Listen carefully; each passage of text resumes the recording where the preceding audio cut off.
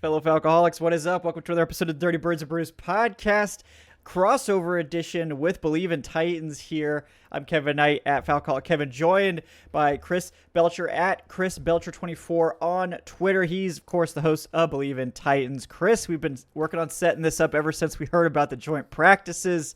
Welcome into the show. How are you doing on this fine afternoon? And I'm doing great. I'm excited to dive into the Falcons side of this preview as well. I mean, I talk Titans all the time, but I'm interested. I think this is an awesome way to get to know our opponents and educate my listeners as well as your listeners in the best way possible so that they truly know what's going on in these games. Yeah, absolutely. And these two teams have been, they're very close geographically, but almost never actually play each other because they're different conferences. So it's often been a preseason matchup, and now we're getting some more joint practices. I know it's always nice to see your team against someone that's not wearing the same jersey, and it seems like the players maybe initially enjoyed that on Tuesday. Seems like maybe it's wearing a little thin on Wednesday because as we're recording this, there have been multiple fights. I Bleav Michael Penix was involved in one. There was a bench clearing kerfuffle, it sounds like. So lots of action going on in Flowery Branch today, and I'm sure that will continue on, and we'll see how that moves on into the preseason game on Friday. But guys, we're going to get to the joint practices, what we're looking to see, what we have seen so far, what we're looking for in the preseason game on Friday, which will be on NFL Network, which will be nice because I know a lot of people were having issues with NFL Plus last week. So always nice when you get it on the national channel. We're going to get to all that. Real quick, before we get started, I want to bring you guys a word from today's sponsor, ZipRecruiter, folks. We all know it's tough to find good candidates, right? It's like finding a needle in a haystack.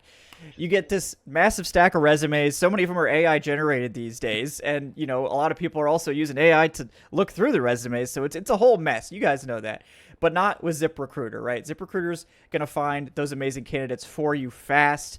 Right now, you can try it for free at ZipRecruiter.com/audio. Look, ZipRecruiter's got the smartest technology. They can identify the best fits for your jobs in a timely manner. And immediately after you post your job, ZipRecruiter has powerful matching technology. They can start giving you qualified applicants immediately. And they let you connect with those applicants as well. They've got pre-written invites to apply that you can send out to your favorite candidates, and you can encourage people to apply even sooner. Ditch the other hiring sites, guys. Let ZipRecruiter find what you're looking for, the needle in the haystack. 4 out of 5 employers who post on ZipRecruiter get a quality candidate within the first day. You can try it for free at this exclusive web address, ZipRecruiter.com/audio. Again, that's ZipRecruiter.com/audio. ZipRecruiter, the smartest way to hire. All right. So I figure we'll get things started with the joint practices and kind of make our way into the preseason game. But we have pretty clearly, I think I've been able to digest the first day and kind of we're filming this full disclosure as the second practice is sort of, maybe the end period. It looks like they're doing end zone work right now. So we'll be getting maybe some takes on day 2 as we go further along. But day 1, there was a lot of action. It sounded like, sort of curious what your takeaway was. I mean, I know these are two teams in slightly different places. I mean, neither team has been a recent playoff team. The Falcons obviously view themselves as a playoff contender. How do the Titans view themselves going into this season? I mean, I know obviously you get the number 1 overall quarterback. There's a lot of hype. Well, there should be a lot of hype behind that. It seems like there's not enough, but how do Titans fans and yourself feel like going into this season? What are your expectations? It's peaks and valleys. When we saw Cam Ward without pads and he was practicing, he was playing so well, and everybody was just, oh, this is great. We're going to, exceed expectations, et cetera, et cetera, et cetera. Then they put pads on a couple of weeks ago for just Titans practice, and he started with the inaccuracy. His first padded practice, he had 3 interceptions. I think he had 3 total before that. So, Titans fans, of course, riding that roller coaster that we've ridden for the last 10, 15 years. Oh, here we go again. Cam Ward is not as good as we thought. Fast forward to last week's game. and he comes out 0-2, 3-and-out on the first drive. He makes a bad rollout when he had a protected pocket with a couple open receivers. Oh no, here we go. Why didn't we draft Shedeur Sanders? This guy's terrible. The very next drive, Kevin, he completes 5 passes, 5 of 6 passing, drives them down 65 yards and scores a touchdown. Oh, it's the next coming of Patrick Mahomes. So Titans fans just back and forth on, we just want to see the team compete hard. I truly Bleav that everybody's so excited about Cam Ward and just want this team to do well, because I think everybody loves the demeanor of Cam, the demeanor of Brian Callahan, the way that they're bringing this team together. I think we so want to be excited, but then, man, the whistle has to blow and the game has to be played on the field. And ultimately, that's what determines it. So those wins and losses, we're looking at that. It's like, man, Titans won 3 games last year, but there were 6 games where they either had a lead in the fourth quarter or they were right there in it and they blew the game. So from my perspective, it's really hard to get behind something until we see good execution and W's on the field. So it's a mixed bag, man. The over-under win total at FanDuel is 5.5. Some places have it at 6.5. That's right in the sweet spot for me, and that's on the plus side of wins last year. So I don't know, man. Not playoffs, that's for sure. But if we can keep everybody healthy, have a solid season, something to build off of, I think that's what Titans fans want to see. Yeah, that sounds kind of what I've been thinking too as an outsider, is that I think this is a team that you would like to see just inching closer to a winning record, and maybe it doesn't come this year, but it should be a step forward. Obviously, we don't want to be in contention for the number 1 overall pick. We want to be, competitive, and obviously those one-score games, they can turn around, and usually you will get, you'll win about 50% of them. And the Falcons had that trend happen last year as well, where they were, I think the year before they ended up losing a lot of those one-score games. Last year they ended up winning a lot of those one-score games. So it does go back and forth in that regard, and you can be on the knife's edge. That's why the NFL is so compelling, is even the team with the number 1 overall pick, a couple balls bounce a different way, and you're talking about this team being a fringe playoff team. So it's a fascinating game, that's for sure. But yeah, I mean, Cam Ward is really fascinating. The Falcons also, of course, have not technically a rookie, but only played 3 games in Michael Penix, who's been really exciting. And, I think that was kind of the story of the first day of the joint practices, is Michael Penix and Drake London finding that connection. There's no Darnell Mooney out there for Atlanta.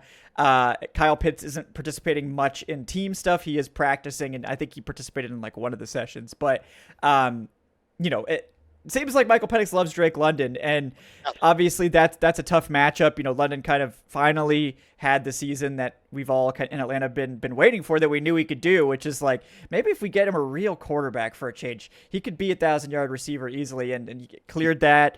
Ended up, I think, being 6th overall in the NFL in receiving. But I think that was a tough matchup for the Titans secondary yesterday. How does the Titans secondary in general look like?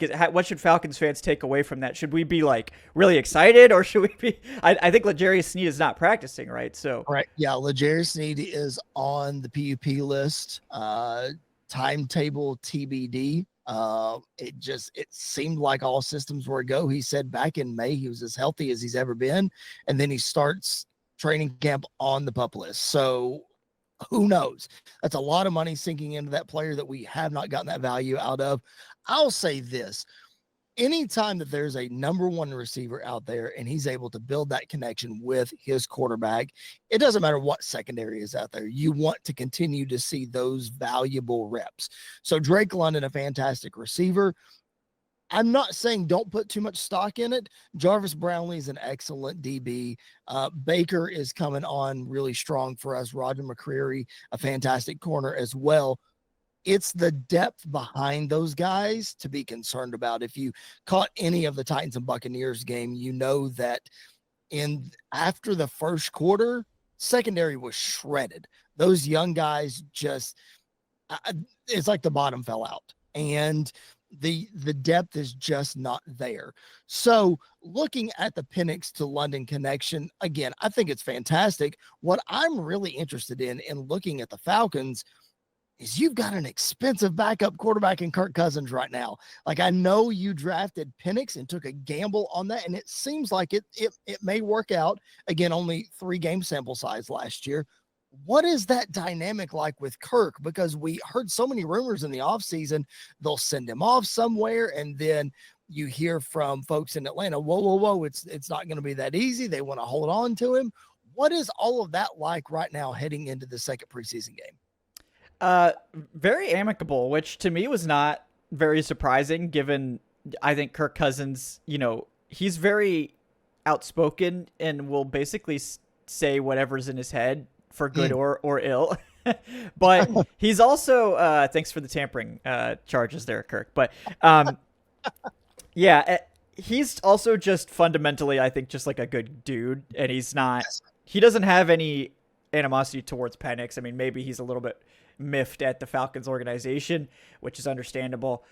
But it's been very amicable. I think it's actually been really nice to have him in camp because you don't usually get that level of play from your second quarterback. And the Falcons, like a lot of teams, like to do a lot of first versus second team work, especially in drills.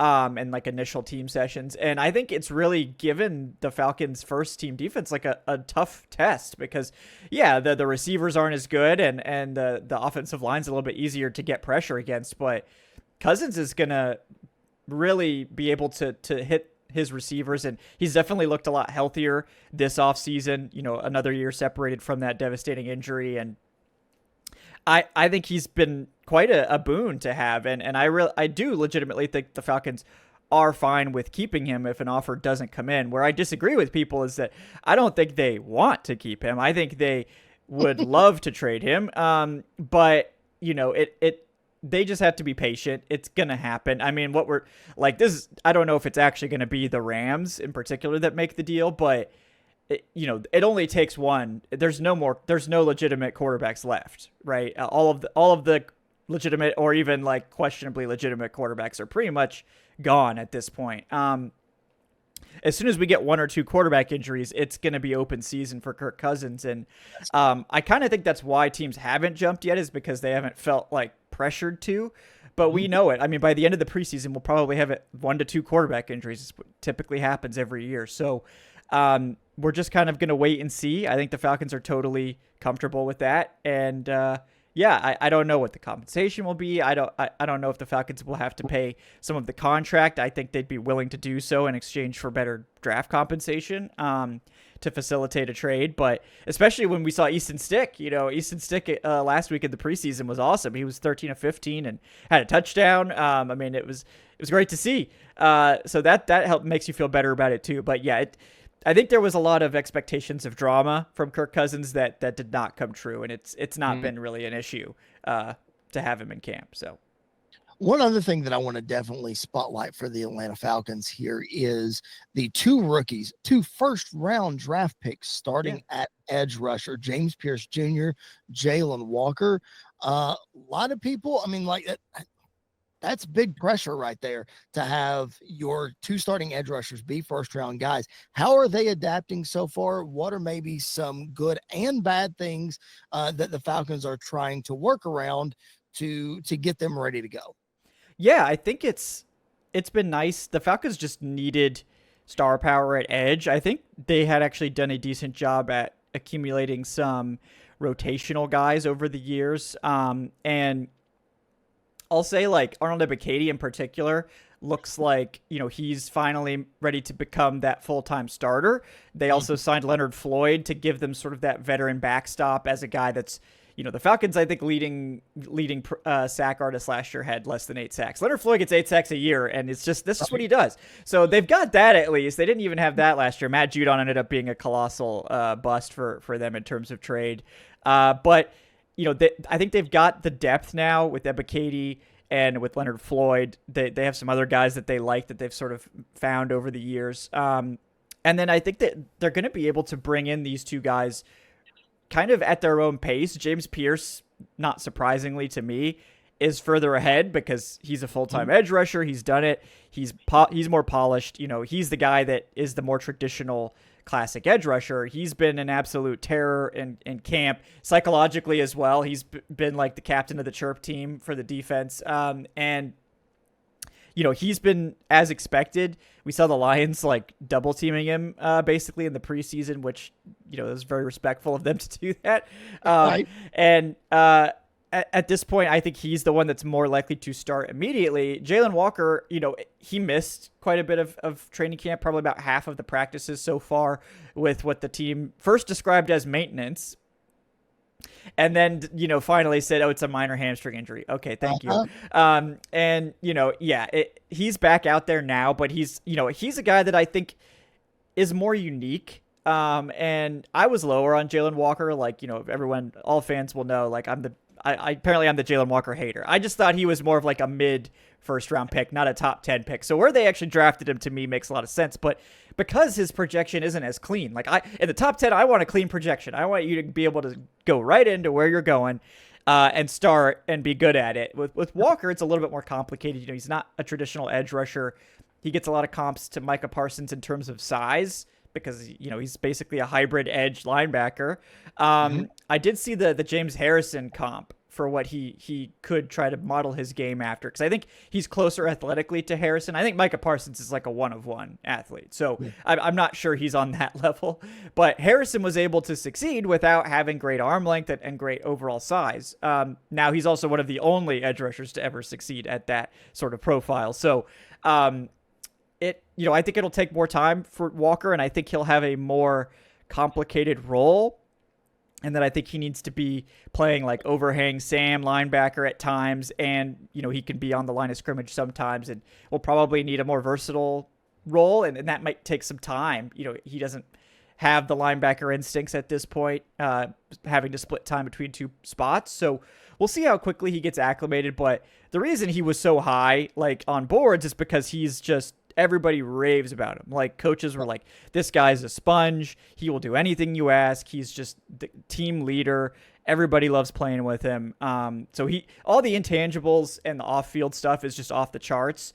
He's obviously a great athlete. The size for edge rusher, like, all four downs, not really there, but I'm confident they will find a role for him. But I actually think James Pierce is likely to have the bigger year one impact, and we'll see how they work these guys in. Falcons right now said they're both going to be playing edge rusher.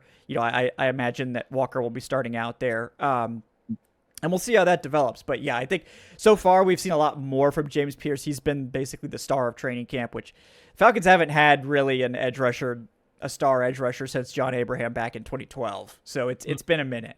We had Vic Beasley for 1 year. That was nice. But yeah, it's been. You guys had Vic Beasley. I was going to say the ghost of Vic Beasley. Yeah.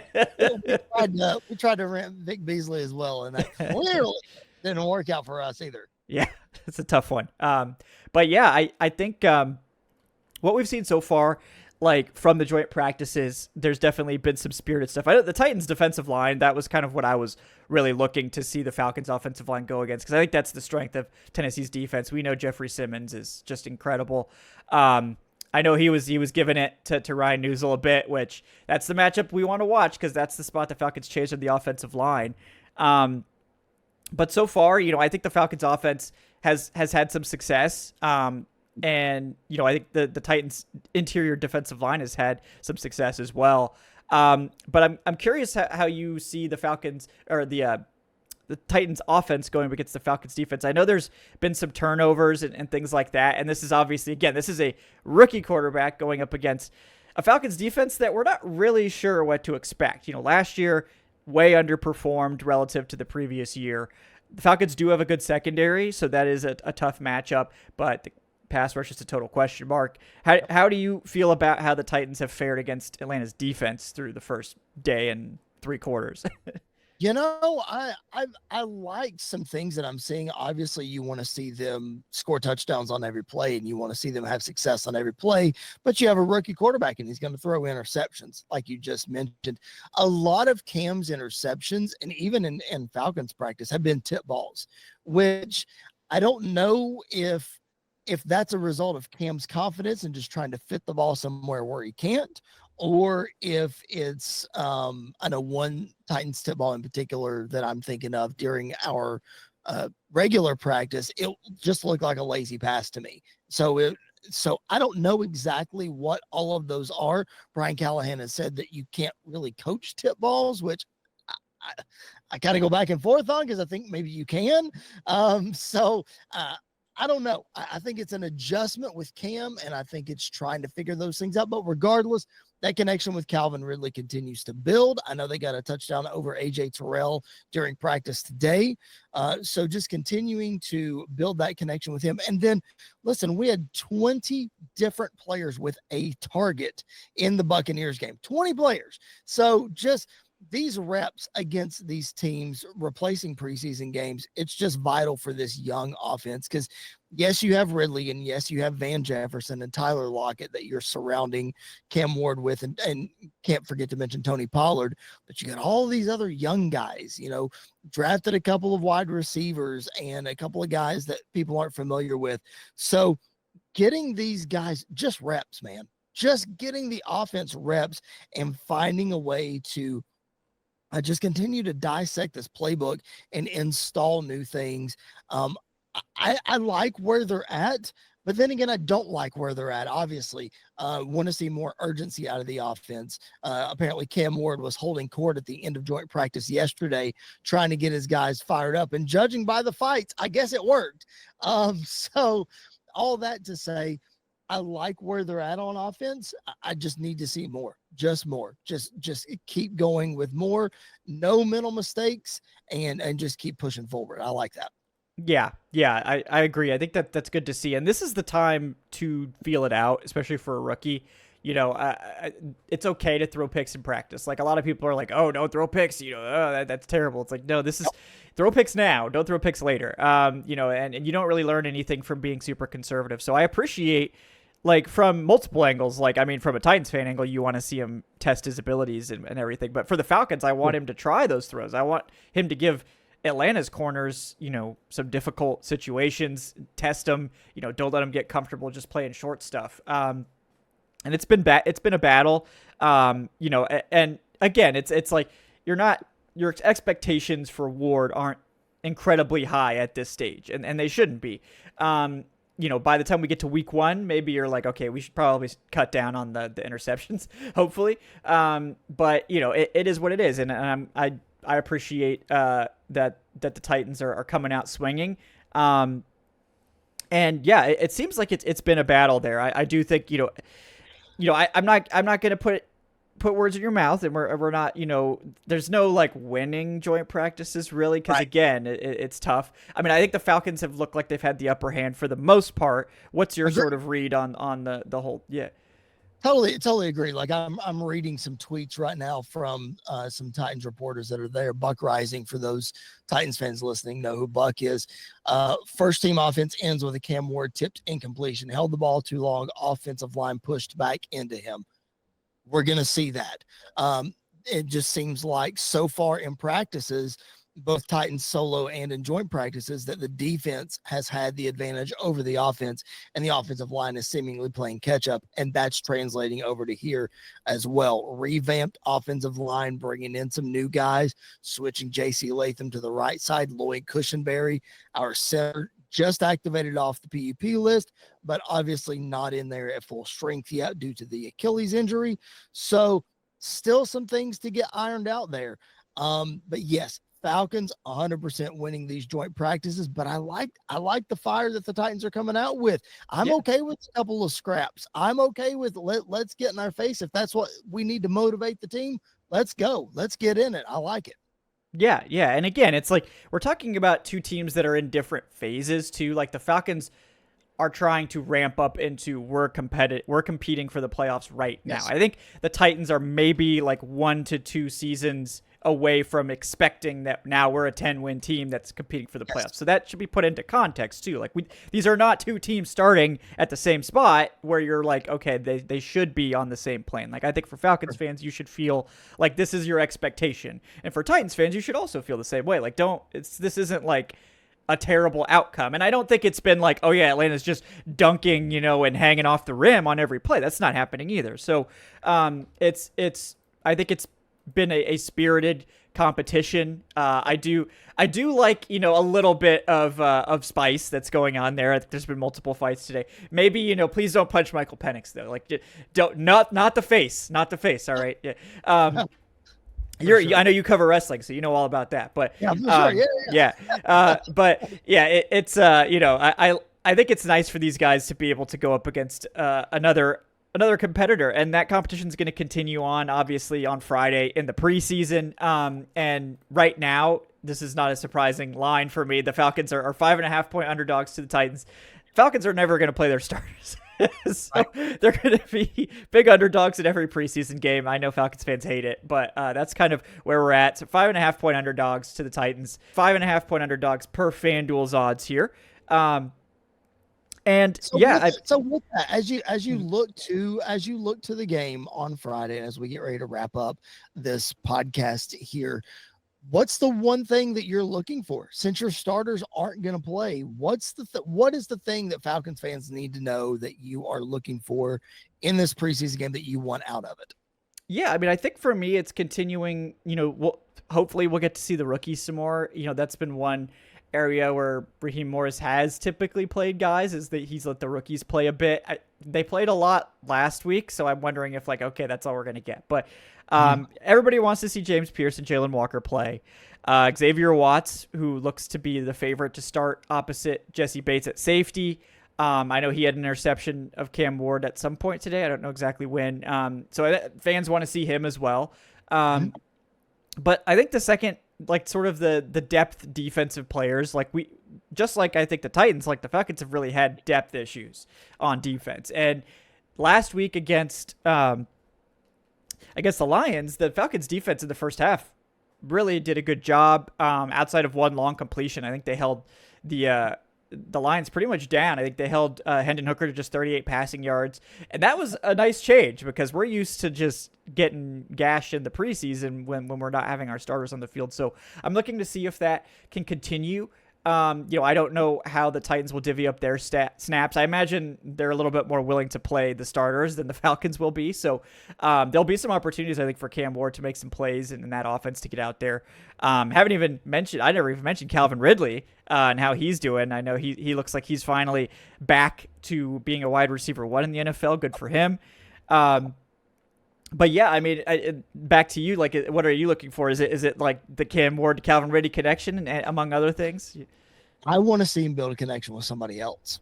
We know that Ridley is there. They had 3 completions for 50 yards in the Buccaneers game, including that 27-yard pass where Cam Ward just had all day long to throw him the ball. So I want to see some of these other guys, like Aya Manor, the wide receiver out of Stanford that was drafted, Jim DK out of Florida. I'd love to see them get some work in the first team and get some catches. It's all about, for the Titans, like you said, we're not afraid to play our starters.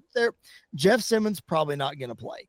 Lloyd Cushenberry, starting center, not going to play. Kevin Zeitler didn't play against the Bucs, so he's probably not going to play on Friday either. So there will be some guys taken out of there. But like I said earlier, man, it's all about reps. It is reps, live reps for these guys. Over 40 guys of the 90-man roster are in their first or second year for the Titans. So reps, just live reps against different guys and seeing what we can get out of it. I know it almost sounds cliche and too broad, but that's what these guys need, is to see what you've got in them. I hope the secondary doesn't give up 29 points again. I know the wheels fell off in the second half for the Bucs, and I know that Tim Boyle, the third string quarterback who got cut earlier this week with a 0.6 passer rating, had a whole lot to do with that. But all that to say, just reps with these guys, man. I just want to see them get loose, be able to find some consistency, find some rhythm, and to give us Titans fans something to at least know that the depth isn't as bad as what we think it is. Yeah, no, I think that makes total sense. And it's definitely a similar story for Atlanta down the depth chart. I'd also like to see the depth quarterbacks continue, because if we're going to trade Cousins, which I still Bleav that they will do, as soon as someone needs him, we need to know that Easton Stick can be the backup. But I think there were questions about that coming into camp. But I think the first game really gave you a lot of hope for Stick going up. It was against second string players, but he diced them up, 13 of 15. So we'll see if that continues. He'll probably be going against the Titans starters, so that'll be a much tougher test for him than it was last week. Same thing. We didn't really get to see Emory Jones much. I don't. The Falcons game ended up getting called just a few minutes into the fourth quarter due to a very scary injury to the Lions safety Maurice Norris. So Emory Jones only had about 4 attempts. So looking to see if he can have a good second half, how that can work out for him. Obviously, addendum, please no more injuries, because that was a scary moment. We definitely don't want that ever, especially not in the preseason. Thankfully, Looks like Norris is okay, but scary situation there. Hopefully, a nice healthy game. Maybe a few less fights. Maybe they got all the fighting energy out today. That's what it sounds like. But yeah, anything else you want to touch on? Anything at all, Chris, before we wrap this one up? No, man, this is great. This is awesome. Glad we were able to connect and do this. And just to remind both your listeners and mine, hey, rate the show, review the show, wherever you find your podcast. Make sure you're following if you haven't already. I said this on my show the other day, and I assume, Kevin, that it's the same for your listeners. There's probably some lapsed fans that are just now coming back because we've got football. And go back and check out. We've done 20 episodes in the off season. Go back and check them out. I'm sure the same with you guys. Check out previous episodes, follow the show if you haven't already. And most people are just jumping back in right now. So we appreciate everybody hanging out with us. Yeah, guys, appreciate you for sure. Like you said, subscribe if you haven't done that already. Leave that 5-star review in your podcast platform of choice. If you want to play fantasy with us over at the Falcoholic, you can join up on Patreon, patreon.com/Falcoholic Live, or the YouTube channel memberships. Get in on those fantasy leagues. We're going to be closing those next week. So if you want to get in, all tiers, we'll get you access. Make sure you get in and fill out the form. We'll be getting those going real soon as we get to the end of the preseason here. But again, thank you guys so much for joining us. I'm Kevin at Falcoholic Kevin. He's Chris Belcher at Chris Belcher24 on Twitter, host of Bleav in Titans. This is the Dirty Birds and Brews podcast. Shout out to Bleav, of course, for helping us set this up. And shout out to our sponsors, FanDuel and ZipRecruiter today as well.